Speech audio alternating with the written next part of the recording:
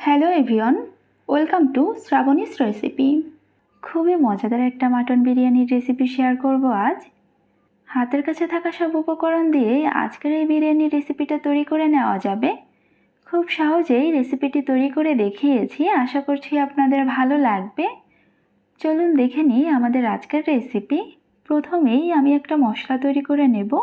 তার জন্য এখানে আমি কিছু মশলা নিয়েছি এখানে 2 টুকরো জয়িত্রী, একটা জায়ফলের অর্ধেকটা নিয়েছি, 6টা এলাচ, 2 টুকরো দারচিনি, 5-6টা লবঙ্গ, 1 চা চামচ গোটা জিরা, আর নিয়েছি 1 চা চামচ সাদা গোলমরিচ। এই সব মশলা একসাথে জল দিয়ে ভালোভাবে বেটে নেব। এখানে একটা বাটির ভেতর হাফ কাপ দুধ নিয়েছি। এর ভেতর আমি দিয়ে দিচ্ছি 1 টেবিল চামচ লেবুর রস। এখন এটা ভালোভাবে একটু নেড়েচেড়ে মিশিয়ে নেব। আপনাদের হাতের কাছে যদি টক দইটা না থাকে তাহলে এভাবে করে কিন্তু আপনারা টক দইটা তৈরি করে নিতে পারবেন। এবার মাংসটা ম্যারিনেট করে নেব। যে পাত্রে আমি মাংসটা রান্না করব সেই পাত্রে আমি নিয়েছি 600 গ্রাম খাসির মাংস। এখন এর ভেতর দিয়ে দিচ্ছি 1 টেবিল চামচ আদা বাটা, দিচ্ছি 1 টেবিল চামচ রসুন বাটা, 7-8টা কাজু বাদাম বাটা দিয়ে দিচ্ছি, আর তৈরি করে রাখা সেই টক দইটা এর ভেতর দিয়ে দিচ্ছি। আর আমি প্রথমে যে মশলাটা তৈরি করে রেখেছিলাম সেটা এর ভেতর দিয়ে দিচ্ছি 1 টেবিল চামচ টমেটো সস,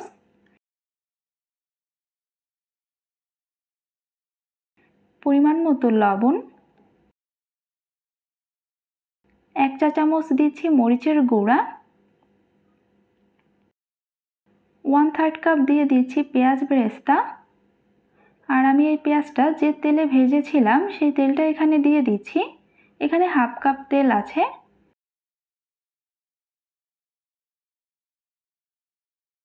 একটা তেজপাতা ছিঁড়ে দিয়ে দিচ্ছি। এই পেঁয়াজ বেরেস্তার তেলটা দিলে কিন্তু এর ভেতর খুব সুন্দর একটা ফ্লেভার আসবে। এখন এটা হাত দিয়ে ভালোভাবে মেখে নিচ্ছি। এটা ভালোভাবে মেখে নেওয়া হয়ে গিয়েছে। এখন এটা আধা ঘন্টার জন্য ম্যারিনেট করে রেখে দেব। আপনারা চাইলে কিন্তু এটা আরও কিছুক্ষণের জন্য ম্যারিনেট করে রাখতে পারবেন। আর যদি হাতে একদমই সময় না থাকে সেক্ষেত্রে কিন্তু এটা ম্যারিনেট না করেও রান্না করে নিতে পারবেন। এখানে আমি নিয়েছি 2.5 কাপ চিনি গুঁড়া পোলাওর চাল। এখন এই চালটা ভালোভাবে ধুয়ে নিয়ে জলটা ঝরাতে দেব। চালটা ভালোভাবে ধুয়ে জলটা ঝরাতে দিয়েছি। এখন আধা ঘন্টা পর আমি মাংসটা চুলায় বসিয়ে দিয়েছি। এটা ঢাকনা দিয়ে লো আঁচে রান্না করব 5 মিনিট। 5-6 মিনিট পর ঢাকনাটা সরিয়ে এটা একবার নেড়েচেড়ে দিচ্ছি।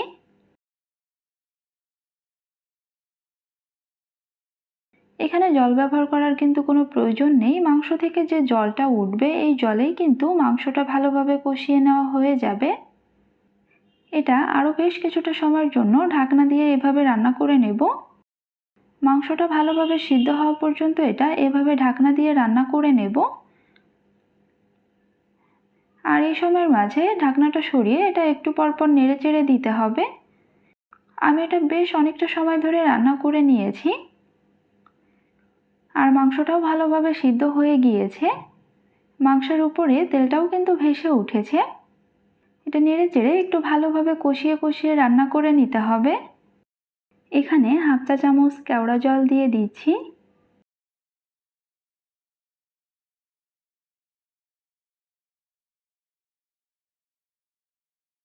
এখন মাংসগুলো আমি আলাদা করে একটা পাত্রে উঠিয়ে রেখে দিচ্ছি।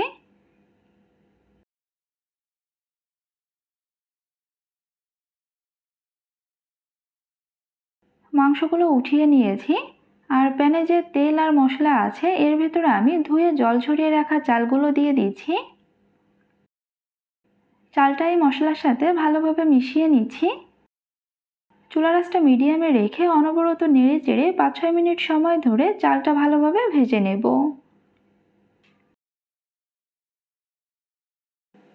চালটা ভেজে নেওয়া হয়ে গিয়েছে। চালটা একটু সময় নিয়ে ভালোভাবে ভেজে নেবেন। এখন এখানে 5 কাপ গরম জল দিয়ে দিচ্ছি। আমি এখানে চাল নিয়েছিলাম 2.5 কাপ, সেই হিসাবে আমি এখানে 5 কাপ জল দিয়ে দিচ্ছি। যতটুকু চাল হবে তার ডাবল জল এখানে দিয়ে দিতে হবে। 4-5টা কাঁচামরিচ দিয়ে দিচ্ছি। আর দিচ্ছি 2 টেবিল চামচ গুঁড়া দুধ। মাংসতে কিন্তু লবণটা দেওয়া আছে, এই পর্যায়ে রাইসের জন্য লবণটা দিয়ে দেবেন। এই সব কিছু একটু ভালোভাবে মিশিয়ে নেব।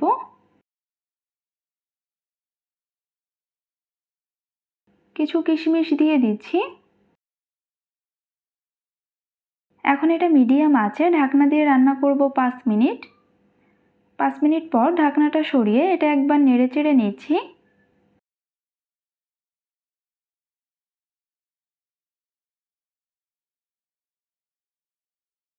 এবার চুলার আঁচটা একদম লোতে রেখে এটা ঢাকনা দিয়ে আরও 5-7 মিনিট মতো রান্না করে নেব।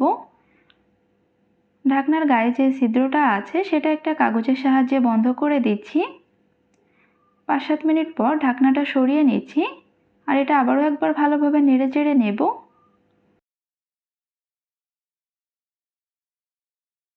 এখন এখানে রান্না করে রাখা মাংসটা দিয়ে দিচ্ছি।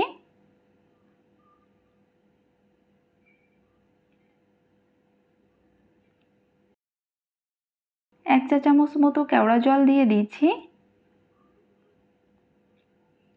এবার এই সব কিছু একসাথে ভালোভাবে মিশিয়ে নেব।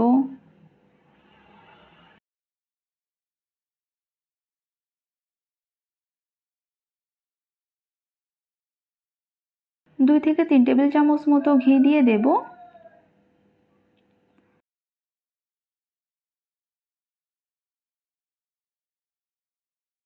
দিচ্ছি কিছুটা পেঁয়াজ ব্রেস্তা। এটা আবারও লো আছে 5-7 মিনিট ঢাকনা দিয়ে রান্না করব। 5-7 মিনিট পর ঢাকনাটা সরিয়ে নিচ্ছি। এটা আবারও একবার ভালোভাবে মিশিয়ে নিচ্ছি। তৈরি হয়ে গিয়েছে আমাদের আজকের এই ভীষণই মজাদার মাটন বিরিয়ানির রেসিপি।